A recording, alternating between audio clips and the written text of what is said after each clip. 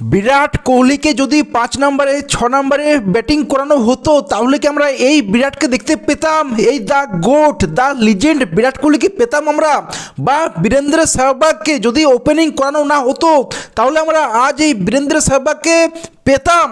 আমি এই কথাগুলো বলছি কারণ বোঝাতে চাইছি যে একটা ব্যাটসম্যানের জন্য একটা ব্যাটিং পজিশন কতটা ইম্পর্টেন্ট হয়, যেটা আমরা আজকে নিকোলাস পুরানকে দেখতে পেলাম, যে লাস্ট 8টা ম্যাচে 82 রান করেছিল 80-র নিচের স্ট্রাইক রেট। সেই নিকোলাস পুরান আজকে 21 বলে 63 রান করে, যার মধ্যে 52 রান কেবল বাউন্ডারিতে, 8টা 6 মারে, 1টা 4 মারে। এখান থেকে আমরা বুঝতে পারছি যে একটা ব্যাটিং পজিশন একটা ব্যাটসম্যানের জন্য কতটা ইম্পর্টেন্ট হয়। এই নিকোলাস পুরানের জন্যই এলএসজি 8 ওভার শেষে 120 রান করে ফেলেছিল। মনে হচ্ছিল নেক্সট 12 ওভারে যদি 130-40 রান করতে পারে তাও 250 তোমার এলএসজি ইজিলি করবে। কিন্তু করবিন বস হোয়াট এ বল, ওই 9 নম্বরটাতে বল করতে এলো, নিকোলাস পুরানকে আউট করলো। যদিও ওটা 6 মারারই বল ছিল, পুল মারতে গিয়ে নিকোলাস পুরান আউট হয়। তোমার খুবই কপালটা খারাপ ছিল, এই জন্যই কিপারের কাছে বলটা চলে যায় এবং সেই ওভারেই মিচেল মার্শের উইকেটটাও মিড উইকেটে নিয়ে নেয়।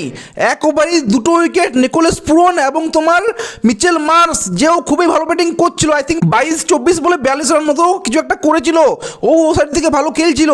এলএসজি 8 ওভারে 120 রান থেকে 12.1 ওভারে সে 5টা উইকেট হারিয়ে ফেলে 160 রানই করতে পারে। মানে নেক্সট 4 ওভারে কেবল 40 রান, 5টা উইকেট হারিয়ে ফেলে, 4টে উইকেট হারিয়ে ফেলে নেক্সট 4 ওভারে। নিকোলাস পুরান, মিচেল মার্শ ওই 1 ওভারে 2টো উইকেট দেন। তোমার ঋষভ পান্ত এবং আকসাত রঘুবংশী বলে একজন ছিল, সেও মানে 4টে উইকেট হারিয়ে ফেলে নেক্সট 4 ওভারেই। যদিও এর পরে অ্যাডেন মার্ক্রাম এবং হিমেশ সিং এর মধ্যে 47-48 বলে 67-68 রানের একটা পার্টনারশিপ হয়েছিল। শেষ 3 ওভারে কেবল একটা 4 মেরেছিল 22 রান, কেবল একটা 4/22 রান। মানে তুমি যদি ওই 3 ওভারে 35-40 রানও করতে পারতে তাহলে ওই স্কোরটা তোমার 240-250 হতো।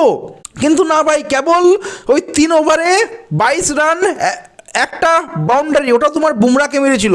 এই কারণেই 8 ওভার শেষে যখন মনে হচ্ছিল এলএসজি তোমার 260 রান 270 রান করবে, কিন্তু ওই 1 ওভারে 2টো উইকেট দেন তোমার ঋষভ পান্তের উইকেটটাও এবং শেষে ওই 3 ওভার, যার জন্য তোমার এলএসজি কেবল 228 রানই করতে পারলো। কিন্তু ভাই এই 228 রানটাও কম না যখন তোমার কাছে মোহাম্মদ শামি, প্রিন্স যাদব, মোহসেন খানের মতো ফাস্ট বোলার আছে। কিন্তু ভাই রোহিত শর্মা, রাইল রিকেলটন আজকে তো অন্য মুডেই ছিল ভাই, একদম অন্য মুডে ছিল, আলাদা লেভেলে ছিল। রোহিত শর্মা প্রথম 15 বলে 15 রান করলেও নেক্সট 29 বলে 69 রান করে ফেলেছিল। অন্যদিকে রাইল রিকেলটন যে তোমার 32 বলে 83 রান করে ফেলেছিল, 8টা আই থিঙ্ক 6 মেরেছিল। ভাই ওকে দেখলেই মনে হয় কুইন্টন ডিকক 2.0। এই রাইল রিকেলটনকে দেখলেই আমার তো অ্যাটলিস্ট এটাই মনে হয় ভাই কুইন্টন ডিকক ব্যাটিং করছে 2.0, সিরিয়াসলি বলছি আমি। রিকেলটন যখন আউট হয় মুম্বাই ইন্ডিয়ান্স 10 ওভার 5 বলে 143 রান করে ফেলে, কেবল একটা উইকেট হারায়। নেক্সট 55 বলে 86 রান চাই, 9-এর প্লাস কিছু রান রেট দরকার হবে, হাতে 9 উইকেট। রোহিত শর্মা ব্যাটিং করছে, এটা এই পাটা উইকেটে মনে হচ্ছিল ইজি। এই মুম্বাই ইন্ডিয়ান্সের কাছে এই 9-এর রান রেটটা মোটেও খারাপ না, এটা ইজি হয়ে যাবে। কিন্তু রোহিত শর্মা তোমার আউট হয়ে যায় 14 ওভারে আই থিঙ্ক আউট হয়। দেন তোমার চুইংগাম দাদা যে লাস্ট 1.5 বছর ধরে কিছু করতে পারেনি, সো আমি আজকে আশা করেছিলাম যে সে কিছু করতে পারবে।